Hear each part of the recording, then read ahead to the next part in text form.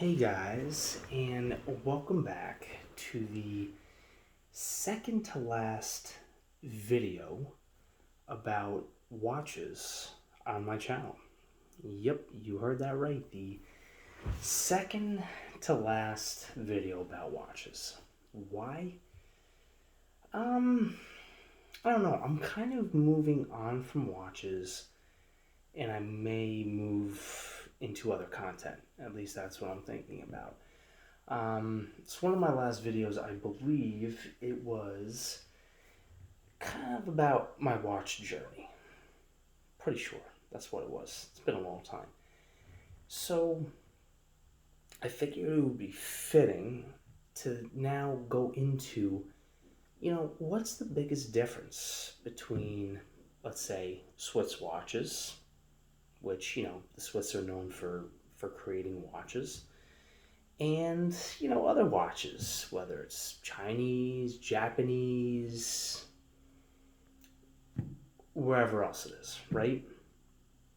So, you know I've been on quite a journey, as you guys probably already know, and the watch that I have settled on, I don't know if you want to say settled on, but I've chosen, that's probably a better way of saying it, is, again, and I literally wear this all day, every day. I usually only, wear it in the shower maybe like once a week or so now, like after I like cut the grass and I'm wearing it just to get it, cleaned off the oils and dirt and everything else like that. But I gotta tell you guys, I I love this watch. It's I put a custom 1.8 millimeter thick mesh band on it, and this thing just sits beautifully perfect on the wrist. I mean, it's just, let me just put it this way, it's like Cinderella and the glass slipper. It fits. So I happen to love it. And good news to report, I've been wearing it literally every day for about 2 months now, it seems, give or take. About 3.5 seconds fast a day. It's absolutely fantastic. The day and the date, it's wonderful. So I can't complain at all, right? So, this watch has everything that I need. The date, it's got the lume, it's got the accuracy, it's got the dive bezel. I'm absolutely perfect. And plus, it's got more than enough water resistance. I could wear this anywhere, anytime, for any occasion. Doesn't matter what it is. So let's get into the meat and potatoes of this episode a little bit, right? What's the difference between Swiss watches and, let's say, Japanese watches, Chinese watches, whatever it is? The first somewhat obvious, and I only say somewhat obvious because it's not always the case. If you take like Grand Seiko or other very higher end, Japanese watches, even like Minets, price.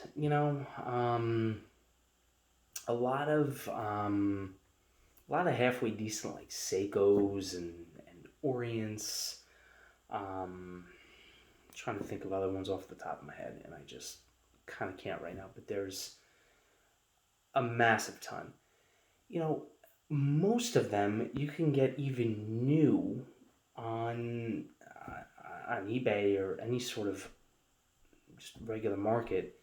I would say, for 300 or less, and we're strictly speaking, here, automatic. If you're paying much above that, I'm not sure which brand you're getting, and I don't know where you're getting it from, and what you're paying, but it really should be 300 or less is kind of like the sweet spot. Most Swiss watches, I mean, of course, you could also get those for 300 or less for sure, even brand new, whatever it is. But a lot of them, are going to start maybe around the high twos to low threes, and then go up from there, even brand new. The brand that sticks out to me is like Hamilton. There's literally like a ton, Mito, of of course, Tissot, any one of those kind of like entry level, Swiss brands. So, like I said, for first thing is price for sure. Um, the second thing, difference is for me, I would say, movement. Um, the Japanese watches, a lot of the Chinese watches, some of the movements are good, some of the movements are not as good. But it's the same thing with the Swiss watches. You know what I mean? There's some more reliable movements and unreliable movements. You know, what I would personally say is that Swiss watch movements are usually easier to regulate. A lot of the Japanese and the Chinese watches and other brands like that, like the Miyota movements or whatever, they're very, very, very difficult sometimes to regulate only because if you go in to move the needle or the marker, whatever you want to call it, it's inside the case back. You could easily see it when you open it up. It's hyper, like hyper crazily sensitive. So if you just move it just a little bit the wrong way, it just goes like insane by 5, 10, 20 seconds. It's just crazy. Whereas with the Swiss watches, you really don't get that, as much. And, Swiss and German, whatever it is. Um, so, I would say movement, it's much harder to regulate on these. It literally took me like about a day and a half or something like that to regulate this one, which is crazy. Um, but I'm happy that I did because it runs exactly the way that I want it to, and I'm more than happy. I don't even pay. I'll put it this way: I really just rate. I reset my watch when it gets to be 1 minute fast. It's just my thing. So okay, so price. We have movement, of course. We can go into quality too. Um, I got to tell you guys that I think the quality, it depends on what brand you're talking about because each brand has its own, kind of quality standards. But, there are some Japanese, even some Chinese watches out there, pretty damn good quality that could stand up to the, Swiss watches. I guess some of the lower end, maybe German watches like, Zeppelin or whatever it is. Um, Quality, I would say, with some of the watches fairly comparable, but most of the times you do find a higher level of finishing on Swiss watches. I mean, it's extra money, so you should, but it's just not all the time. And to be honest with you, just based off of my experience, and I've owned quite a few watches and tried a few of them out. You know, at the end of the day, you're not going to really be able to tell a huge difference, in my opinion. I mean, higher end, yes. Lower to middle end, probably not. You know, so that's another. That's another thing. I mean, one of the things that I can personally think of is like a lot of times with like the loom on my Orient also isn't as great. It lasts, but it's not like anything spectacular. Whatever it is, like Seiko is the most ridiculous loom you've ever seen. My Omega was very good. By the way, I did end up selling that, and for good reason, is because I ended up installing a whole house generator. They're very expensive. So we put that in. Happy that we did. Just waiting for the power to go out again because we know it will. Um, but Lumon, again, when you get sport and dive watches, you're going to probably get, better loom. And on dressier watches, it's just not going to be there. But in terms of quality, the other thing I was thinking about is the hour markers, whether they're applied or not applied. Like these ones are kind of, but they're like, when you have really good applied hour markers, they're usually really good three-dimensional. These ones, not as much, but they're not terrible, by any means. But again, that's not something most people are going to really maybe think or care about as much. It's just one of the details. Of course, the next thing is the names. you know, like I said, you have the Orients, you have the Seikos, and there's a whole bunch of other ones out there. And in Swiss watches, like I mentioned, you have the Tissot's, you have the Mitos, you have the Hamiltons, um, you have Certina. I mean, you could go all the way up and things like that. Bell and Ross and whatnot.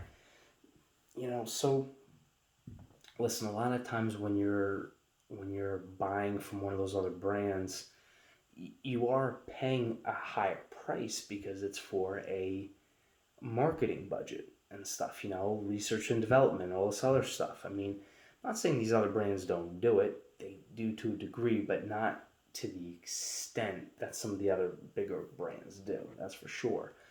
Um, the other thing too is, you speak about quality, you talk about bracelets on, some of the watches. Um, I've had some watches where the bracelets were pretty damn good. They were solid. I mean, obviously speaking, the Omega was like pretty much the top. Breitling was really good. Rolex to me was like eh. The Jubilee was the Oyster Band. No, it was the Jubilee. The two tone with the gold. It has a tendency to stretch over time. It just kind of sucks, and to me, that's not really like a good. It's not the sign of a good sports watch. Just in my opinion. I know I'll probably have a lot of people disagree with me. That's okay. But you want to have a bracelet that's pretty damn, solid. I mean, it's not gonna come off or anything, and it's gonna, stay on. And I mean, you could put it through almost anything you want. Sometimes they have these safety clasps on them. You take them off and then you click them on. You want a really good, solid bracelet. And then I'm trying to think of like what else off the top of my head, like major crazy like standout differences. I mean, you could talk about resale value. I mean, with most of the watches, anyways, you're going to be taking quite a bit of a hit, unless Rolex. Obviously, let's be real here. They usually hold, if not maybe gain a little bit of value over time. But all these other watches, I don't care whether it's Swiss, I don't care whether it's Japanese, whatever. It's gonna like lose some value, and of course, you never really want to pay retail for it. You want to always pay well under retail for it. I always say go gray market or whatever it is. They're the same kind of watches. It's just that maybe they weren't sold in their retail setting. Um, I don't know. Maybe they were like open box or something somehow. Whatever it is, they're still just as good. Believe me when I tell you that. Um, but to me, it always makes sense to go that route. Um, Trying to think of like what else stands out. Quality. Could talk about screw down crowns, non screw down crowns, things like that. I mean, listen, I'll tell you guys. Nowadays, you don't need a watch. You have a watch for a reason. It's because you love maybe the art of the mechanical movement. Maybe you're a little bit old school, whatever it is. I mean, for me, it's a little bit of both. I mean, this is something that I know is pretty much never gonna die, which I love. Um, but I don't know. Out of all the watches that I've really owned, this one really is my favorite. You know, um, and Orient makes a good watch. What's interesting about them, they have a lot of cool different features. One of the things that they do, which is kind of cool, is they do their movements, in house. They're part of the Seiko Epson brand. Orient falls within that. So, they make their own movements. They're really good. The quality, I could say they're leaps and bounds above Seiko, to be honest with you. Seiko movements, oh my god, forget it. You cannot regulate those almost at all. I know there are some people that are like, oh my god, my Seiko runs great. It's within like a few seconds a day. I was never able to get Seiko to go where I wanted to go, but I also felt like it was a little bigger and a little bit more bulky, and this one just fits my wrist like a glove. So I really can't complain. Um, But the other thing that I've also found that I think is kind of interesting is that when you get into, and this will be kind of like the last point that I talk about, when you talk about like features in some like Chinese and Japanese watches versus like in Swiss and German and other brands and stuff like that, the more features that you have, you're usually paying a much higher premium for them, which I get.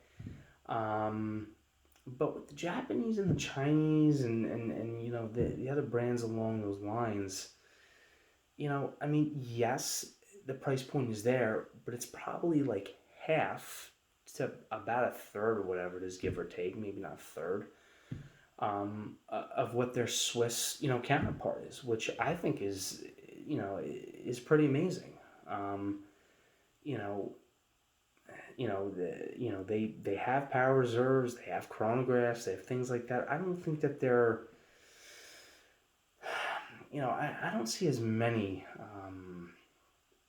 like chronographs and stuff. I mean, you know with Seiko here and there, absolutely you do. With Orient, not really as much, but they do have a very long list of different kind of watches. One of their other key features is a power reserve indicator, which I think is really cool. Tells you how much juice or power is left in the watch, as you're wearing it.